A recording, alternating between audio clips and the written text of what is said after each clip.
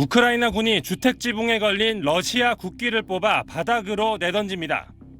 건물 지붕에는 우크라이나 국기를 새롭게 꽂고 있습니다. 우크라이나 군이 지난 6일 러시아 남서부 쿠르스크주 국경을 넘어 본토를 공격하며 엿새째 지상전이 이어지고 있습니다. 2022년 2월 개전 이래 우크라이나 군이 최대 규모의 병력을 동원한 것으로 러시아 군사 전문가들은 본토 최대 35km까지 우크라이나 군이 진입한 걸로 보고 있습니다. 쿠르스크주는 시내 일대에 우크라이나 미사일 파편이 떨어지며 중상자 2명을 포함해 모두 13명이 다쳤다고 전했습니다.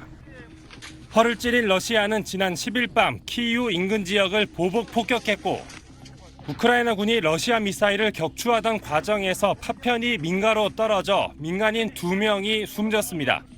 Одна з північно-корейських ракет сьогодні, на жаль, убила на Київщині 2 людей, батька з сином. 4 роки було хлопчику. 러시아가 본토 공격을 허용한 건 2차 세계대전 이후 처음으로 게라시모프 총참모장 경질설도 제기되는 것으로 전해졌습니다. 우크라이나는 이번 공격으로 국제사회의 관심을 환기하고 서방의 지원을 기대하고 있습니다. 특히 러시아와 협상해 전쟁을 끝내겠다고 공언하던 트럼프 전 대통령이 재집권할 경우를 대비해 종전협상 시 유리한 패를 주게 됐다는 분석도 나오고 있습니다. SBS 배준우입니다. 유럽 최대 규모인 자포리자 원전입니다. 현지 시간 11일 화재가 발생해 냉각탑 2개 가운데 하나가 크게 손상됐습니다. 지난 2022년 러시아 점령 이후 원자로 6기 모두 가동 중단 상태인데 방사능 누출 보고는 아직 없습니다. 러시아는 우크라이나의 드론 공격 때문에 불이 났다고 발표했는데 우크라이나는 러시아의 자작극이라고 반박했습니다. 엿새째 이어진 우크라이나의 본토 공격으로 수세에 몰린 러시아가 원전에 불을 지르고 핵 재난을 위협하고 있다는 겁니다. 러시아는 남서부 쿠르스크 지역에서 우크라이나 군에 크게 밀리고 있습니다. 본토 35km까지 뚫리면서 주민 8만여 명이 대피했습니다. 2차 대전 이후 처음으로 외국군의 자국 영토를 내준 푸틴 러시아 대통령으로선 지난해 프리고진의 반란 이후 최대 위기인 셈입니다. 격투에 실패한 게라시모프 총참모장 경질설까지 나오고 있습니다. Завдано майже 2000 ударів.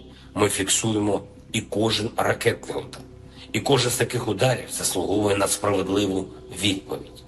우크라이나가 첫 러시아 본토 공격에 병력 수천 명을 투입해 총력전에 나선 건 미 대선을 의식한 거란 분석이 나옵니다. 트럼프가 재집권하면 바로 전쟁을 끝내겠다고 공언해온 만큼 종전이나 휴전 협상에서 유리한 고지를 차지하려는 포석이란 겁니다. 손에 넣은 러시아 영토를 요새화해 버티기에 나서면서 영토 교환을 위한 협상 카드로 삼으려 한다는 관측입니다. SBS 김경입니다. 푸틴 러시아 대통령이 또 국가안보회의를 열었습니다. 우크라이나의 본토 공격 이후 3번째입니다.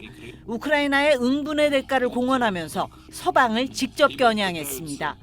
При помощи своих западных хозяев он выполняет их волю и руками украинцев Запад. 젤렌스키 우크라이나 대통령은 러시아 영토 1000제곱킬로미터, 서울시 면적의 1.6배를 장악했다고 밝혔습니다. 내친 김에 푸틴을 끝장내고 전쟁을 끝낼 수도 있다고 공언했습니다. 필요한 건 딱 하나, 서방의 장거리 미사일 사용 허가라고 호소했습니다. Від партнерів на застосування далекобійної зброї. Це те, що може значно, дуже наблизити справедливе завершення цієї війни, а також 우크라이나와 러시아 모두 서로에게 총구를 겨누고 있지만 눈은 서방에 쏠려 있는 겁니다. 우크라이나군은 러시아 본토 공격 일주일 만에 곳곳에 우크라이나 깃발을 꽂았습니다. 하르키우 남쪽에 집중된 기존 전선이 아닌 북쪽 루트로 기습 침투한 전략이 예상외로 대성공을 거둔 겁니다. 하지만 러시아군은 크림반도에 있던 병력까지 불러 속속 쿠르스크로 이동시키고 있습니다. 우크라이나군의 추가 진격을 막으면서 퇴로를 끊겠다는 전략입니다. I think there are definitely risks attached. I mean, one risk, of course, is that we've already seen that Russia has much more military personnel than Ukraine. 우크라이나의 러시아 본토 공격은 고립을 자초할 수도 있는 양날의 칼인 셈입니다. 우크라이나가 서방의 장거리 미사일 사용 허가를 애타게 촉구하는 것도, 푸틴이 우크라이나보다 서방에 더 목소리를 높이는 것도 이 때문입니다. 허용하기가 쉽지 않을 겁니다. 확전 위험도 있고 러시아가 핵태세를 돌리게 되면 핵전쟁 위험으로도 이게 비화할 수 있거든요. 미국 대선을 앞두고 벼랑 끝에 몰린 젤렌스키 대통령이 승부수를 던진 거라는 분석이 나옵니다. 젤렌스키의 승부수가 어떤 결말을 맺을지는 아직은 안개 속입니다. SBS 김영화입니다.